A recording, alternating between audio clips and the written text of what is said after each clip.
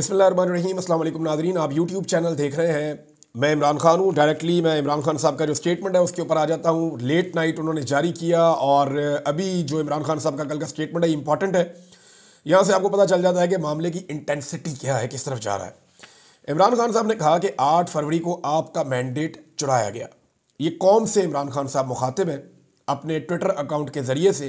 जो बातें वो अपने वकला से करते हैं, मिलने वालों से करते हैं, सहाफ़ियों से करते हैं, फिर उनको इकट्ठा किया जाता है, फिर उन सारी चीज़ों को एक लाइन में लाया जाता है और फिर उसको पब्लिक कर दिया जाता है। तो 8 फरवरी को आपका मैंडेट चुराया गया, लिहाजा इस रोज़ को बतौर यौम स्याह मनाने के लिए आप सबको निकलना होगा।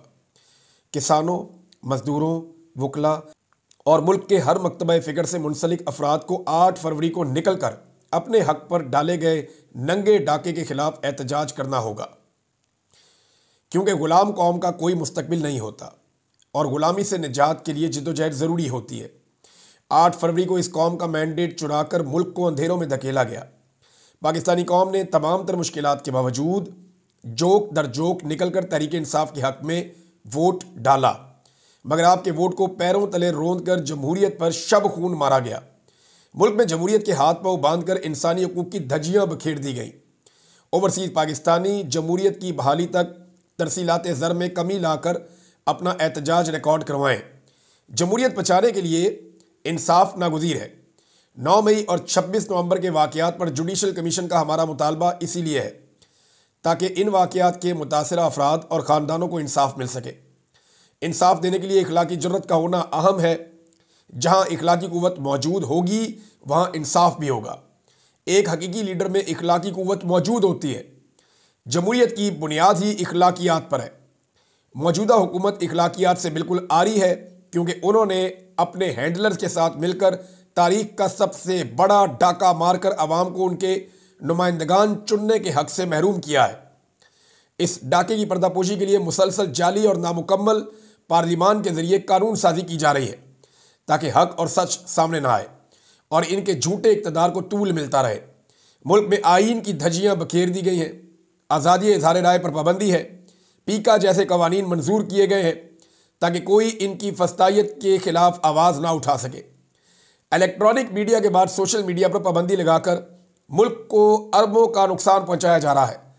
26वीं आईनी तरमीम के जरिए अदलिया के पर काट दिए गए हैं, जजेस पर दबाव डाला गया और इंसानी हकूक़ की बदतरीन पामाली की जा रही है। पुरअमन सियासी कारकुनान के साथ जानवरों जैसा सलूक किया जा रहा है। खुफिया इदारों का असल काम सरहदों का तहफ़्फ़ुज़ और दहशतगर्दी से बचाव है। अगर वो पॉलिटिकल इंजीनियरिंग और तहरीक इंसाफ को तोड़ने में ही लगे रहेंगे तो सरहदों का तहफ़्फ़ुज़ कौन करेगा। बलूचिस्तान में दहशतगर्दी पनप रही है और वहाँ के मसले का कोई सियासी हल नहीं निकाल रहा। बलूचिस्तान समेत मुल्क भर में जब तक अवामी एतमाद पर मुश्तमिल हुकूमत नहीं लाई जाएगी इस्तेहकाम मुमकिन नहीं है। ये है जी इमरान खान साहब का स्टेटमेंट। बड़ा क्लियर स्टेटमेंट है इमरान खान साहब का।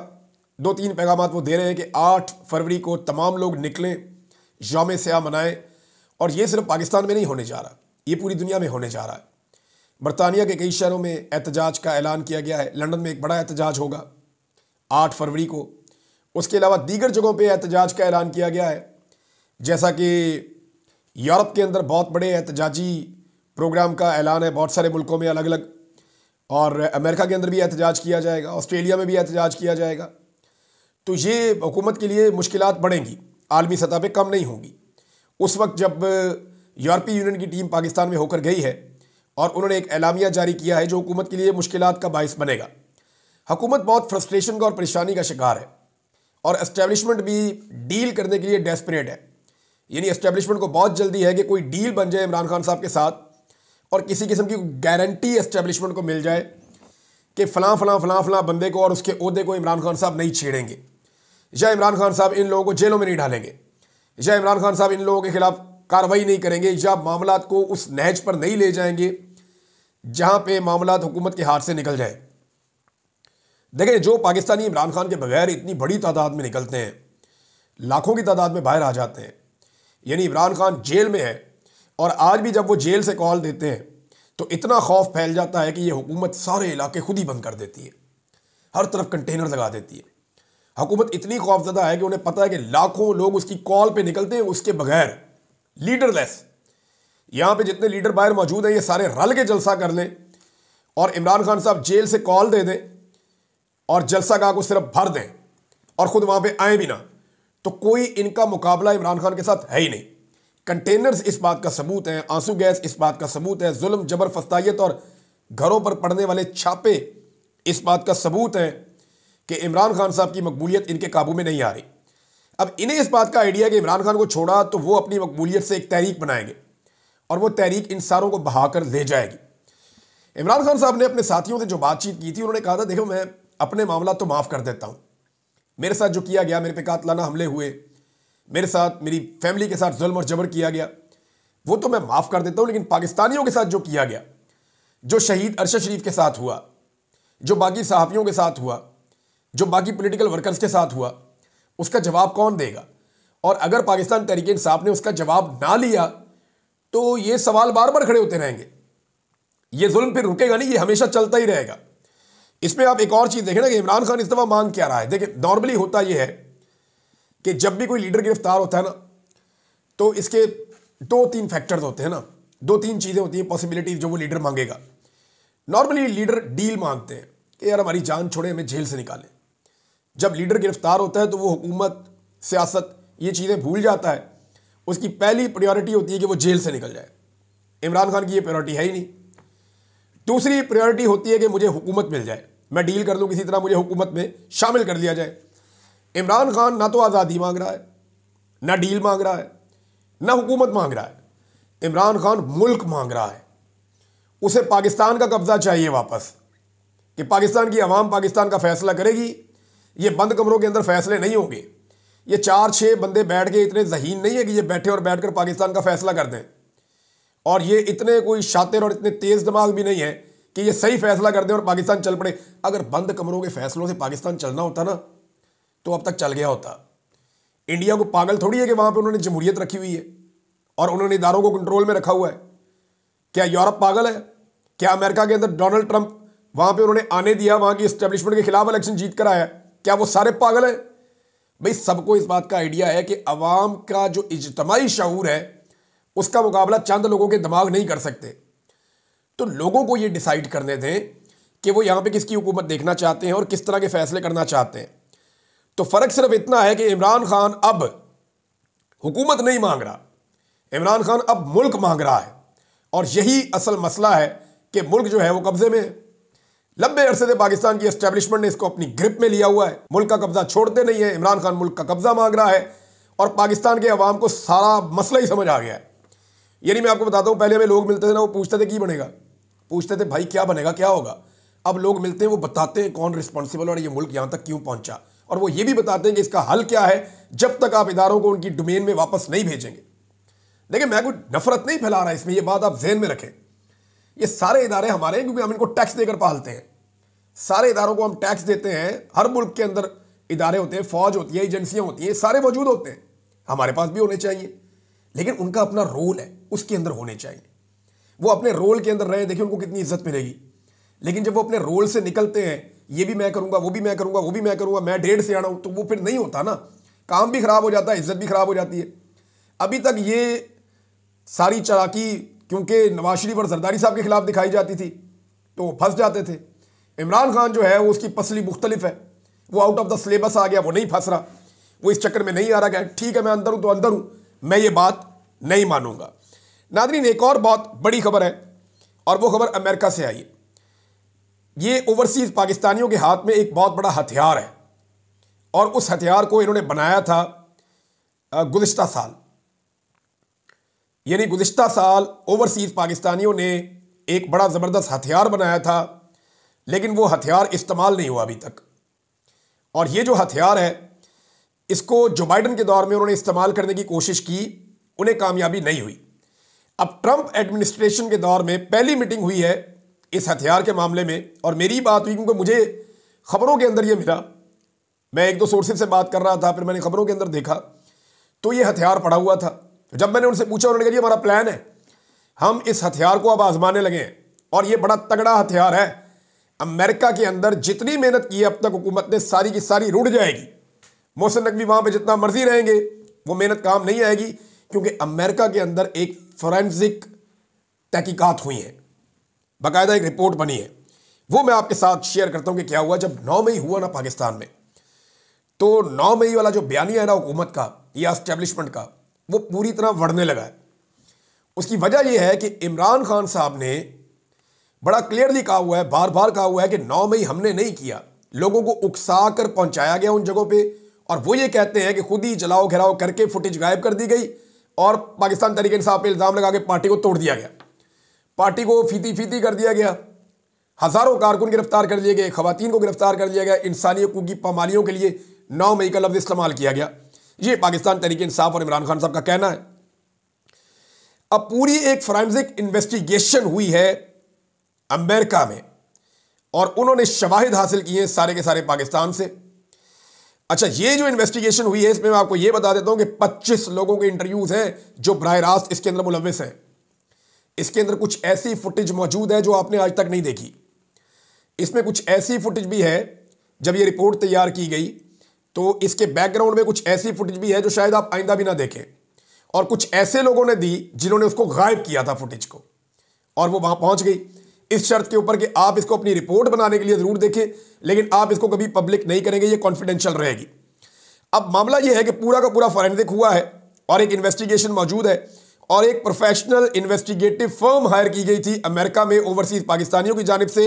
इसमें FBI का एक फॉर्मर डायरेक्टर जो है उससे ये सारी इन्वेस्टिगेशन करवाई गई थी। मैं इसकी सारी तफसीलात आपके सामने रखूंगा। और ये वो डायरेक्टर है जिसने ईरान के अंदर एक बहुत बड़ा इशू हुआ था कू का, वहाँ पे उन्होंने तहकीकात में इसकी इन्वेस्टिगेशन उन्होंने की थी। तो ये टीम बड़ी प्रोफेशनल टीम है, इन्होंने पूरी इसके ऊपर एक रिपोर्ट बनाई है।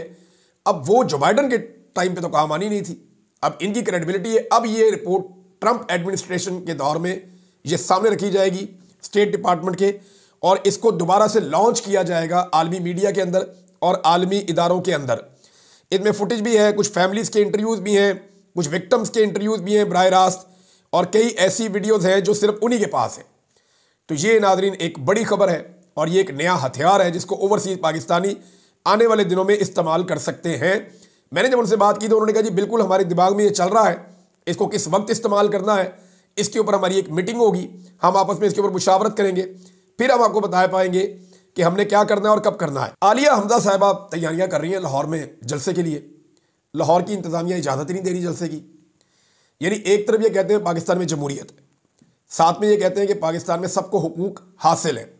मरियम नवाज रोज़ाना किसी ना किसी तंबू के अंदर चली जाती हैं, जाके वहाँ चंद अपने कारकुन बिठा के, चंद स्टूडेंट बिठा के, माहौल सा बना के सरकारी अफसरों का, तो वहाँ एक जमगट्टा सा लगा के तो कार्रवाई डाल के निकल जाती हैं।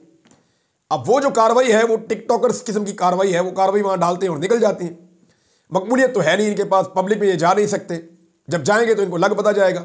उधर आलिया हमजा जो है वो अंदरून शहर में घूम रही है, जहाँ पे उन्होंने हमजा शहबाज को इबरतनाक शिकस्त दी थी, लेकिन जाली फार्म 47 के ऊपर हमजा शहबाज को MNA बना दिया गया। अब आलिया हमजा साहबा ने यह शिकस्त याद रखिएगा जेल से बैठकर दी थी और उनकी बेटी ने और दीगर कारकुनों ने वहाँ पे कंपेन की थी। अब आप इस बात पे हैं कि आलिया हमजा साहबा को गिरफ्तार करने के लिए 20-25 पुलिस वाले पहुंच गए, 3-4 डाले शाले लेके वो आ गए गिरफ्तार करना है। तो वहां पे कारकुन इकट्ठे हो गए, उन्होंने कहा जी किसी सूरत हम गिरफ्तार नहीं होने देंगे। फिर पुलिस ने कारकुनों को गिरफ्तार करने की कोशिश की तो आलिया हमजा डट गई, उन्होंने कहा जी मैं यहां से जाऊंगी ही नहीं जब तक पुलिस नहीं जाएगी, मैं अपने किसी कारकुन को गिरफ्तार नहीं होने दूंगी। तो ये 1 साल के करीब जेल काट कर आने वाली खातून का हौसला है, और वो ये कह रही है कि मुझे फिर पकड़ना है पकड़ लो, मैं अपने कारकुनों को अंदर नहीं होने दूंगी। ये पाकिस्तान के अंदर जो सियासत के डायनेमिक्स है ना वो बदल रहे हैं। अब कारकुन की अहमियत बहुत बढ़ती चली जा रही है, कारकुनों में शऊर भी बढ़ता चला जा रहा है और कारकुन अपनी ताकत भी पहचान रहे हैं और पुलिस का डर खत्म हो रहा है। गोलियां तक तो चला दी आपने लोगों के ऊपर, तो फिर लोगों को उस तरह खौफ नहीं रहता जैसे लोग पहले खौफजदा हो जाते थे। पुलिस का जो खौफ है वही इन्होंने खत्म करना शुरू कर दिया। नाज़रीन एक और बहुत जो बड़ी खबर है वो ये है कि 3 जजेस पहुंचा दिए गए इस्लामाबाद हाई कोर्ट में। एक जज की खबर आ रही थी, हुकूमत ने 3 जजेस पहुंचा दिए। इनमें से जस्टिस सरफराज डोगर साहब को पहुंचाया गया लाहौर हाई कोर्ट से, और सिंध हाई कोर्ट के जज जस्टिस खादम हुसैन सोमरू साहब को पहुंचाया गया, और जस्टिस मोहम्मद आसिफ को बलूचिस्तान से पहुंचाया गया। अब ये 3 जजेस, यानी इस्लामाबाद बार के अंदर कोई ऐसे वकला ही नहीं थे या वहाँ कोई ऐसे जज ही नहीं थे जिनको आप हाई कोर्ट का जज बना लेते। जानबूझकर बाहर से लेकर आएंगे, सीनियर बंदा लेकर जाएंगे, इनमें से एक को चीफ जस्टिस ऑफ पाकिस्तान बनाएंगे और इम्कान वही है कि शायद जस्टिस सरफराज डोगर को chief justice Islamabad high court बना दिया जाए। अब जनाब वहां पे अपने 5 जजेस इकट्ठे कर लिए हुकूमत ने। पहले वाले 7 जजेस हैं वो पहले भी खत लिख चुके हैं, 6 जजेस, और उनके मामला आप पहले से जानते हैं। इसमें आपको मैं एक बड़ी अजीब चीज़ बताता हूँ, दो अजीब चीज़ें बताता हूँ।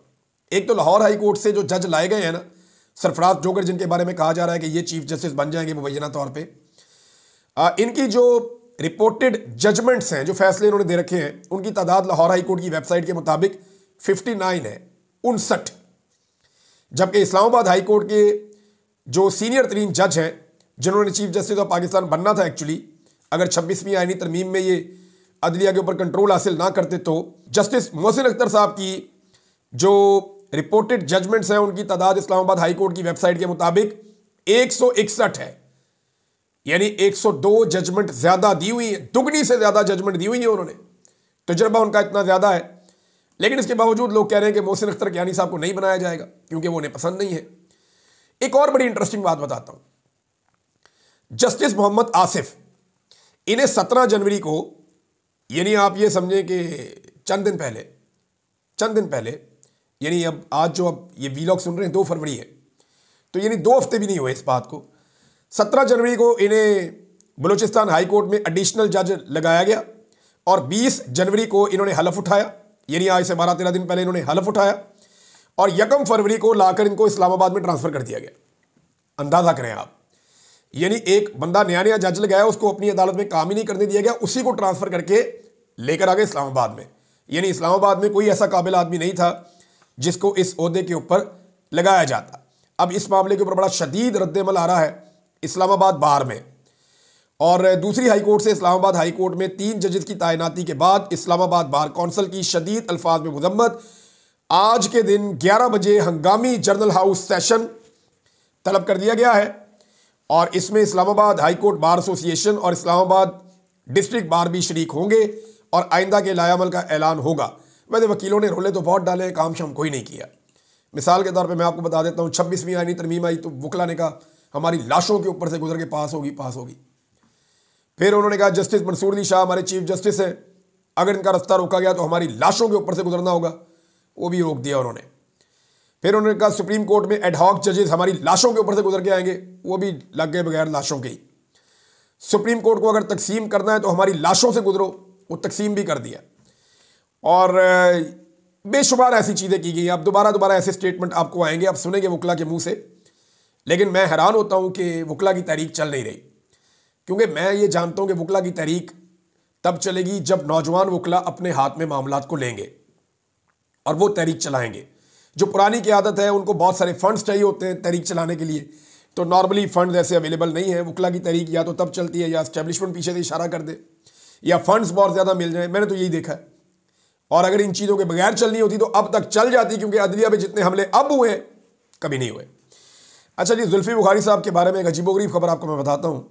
उनके ऊपर एक मुकदमा दर्ज कर लिया गया और मुकदमा ये दर्ज किया गया पाकिस्तान में कि लंदन में बैठ के जुल्फी बुखारी ने पाकिस्तान में जेल तोड़ने का हुक्म दिया है अपने लोगों को, और कोई 10 के करीब दफात लगा दी गई उस मुकदमे के अंदर। यानी मैं हैरान होता हूं कि पाकिस्तान में मुकदमा कर दिया एक बंदा, वो लंदन में बैठ के पाकिस्तान में हुक्म दे रहा है जेल तोड़ दो। इनकी अकल पे मातम करने को दिल करता भी, जाके लंदन में मुकदमा करो अगर तुम सच्चे हो तो। यानी अगर ये सच्चे हो तो वहां पे तो इंसाफ बड़ी जल्दी होता है। अगर हुक्म दिया है, आपके पास कोई सबूत है, तो लंदन में जाके मुकदमा कर दें, वहां पर आप केस जीत जाए। लेकिन क्योंकि ये जाली फार्म 47 वालों की हुकूमत है, तो इनकी FIR या इनके मुकदमे भी जाली हैं और ये हमेशा से ऐसा ही करते आए हैं। नादरीन, जो लोग इमरान खान साहब को माइनस करना चाहते थे, वो जिन लोगों को लेकर आए, वो जिन्हें लाए, वो लोग अब अपने मुंह से खुद कह रहे हैं कि इमरान खान माइनस नहीं होता। यानी पहले ये लोग कहते थे ना इमरान खान को माइनस कर देंगे, उसके नाम पे क्रॉस लग गया है, इमरान खान जो है वो अब कभी भी नहीं आएगा वापस। तो अब राणा सनाउल्लाह साहब, जिन लोगों को लाया गया, वो राणा सनाउल्लाह साहब उन्हीं में से एक है ना। वो कहते हैं इमरान खान सियासत से माइनस नहीं हो सकेंगे, ऐसे सियासतदान माइनस होते ही नहीं, ऐसे होते तो भुट्टो भी हो जाता, नवाज शरीफ भी हो जाता। तो इमरान खान तो उनसे बहुत सख्त साबित हो रहे हैं। खासतौर पे नवाज शरीफ के हवाले से अगर आप मुकाबला करें तो नवाज शरीफ के मुकाबले में इमरान खान साहब बहुत सख्त साबित हो रहे हैं। नाज़रीन एक और आपको अजीबोगरीब खबर सुनाता हूं कि सिंध में मेरिट की धज्जियां उड़ाने के बाद यानी इन्होंने कहा जी पीएचडी वाला बंदा ही नहीं चाहिए, लगाओ वाइस चांसलर यूनिवर्सिटियों में, तालीमी इदारों में। इन्होंने कहा जी ब्यूरोक्रेट्स को भी उठा के लगाओ, अगर कोई पिछला ऐसा बैकग्राउंड नहीं है दरसो तदरीस का फिर भी उठा के लगाओ। तो सिंध में मेरिट की धज्जियां उड़ाने के बाद उनका वजीर धमकी क्या दे रहा है, जरा धमकी सुन लें आप, यहां वीलॉग खत्म करूंगा मैं। वो कहते हैं सिंध के क्रिकेटर्स को मेरिट की बुनियाद पर हक ना मिला तो अपना क्रिकेट बोर्ड अलग बना देंगे। यानी हर चीज के अंदर इन्होंने सियासत करनी होती है। कहते हैं जी सिंध के क्रिकेटर सिर्फ डग आउट में बैठे रहते हैं, यानी बाकी प्लेयर्स को खिलाया जाता है। भाई ये तो टैलेंट की बात है, जो अच्छा खेलेगा वो आगे आएगा। नग तो पूरे नहीं कर देना, एक सिंध से ले लो, एक पंजाब से ले लो, मे भी सारे के सारे प्लेयर सिंध से आ जाए, अगर अच्छा खेलने वाले प्लेयर वहां से निकल आए तो। ये तो डिपेंड करता है टैलेंट के ऊपर। बहरहाल हर चीज के अंदर इन्होंने अपना कोई ना कोई लुच तुलना होता है, और मेरिट की कैसी धज्जियां ये उड़ाते हैं वो मुझे आपको बताने की जरूरत नहीं है। अब तक के लिए इतना ही, अपना ख्याल रखिएगा, अपने चैनल का भी। अल्लाह हाफ़िज़।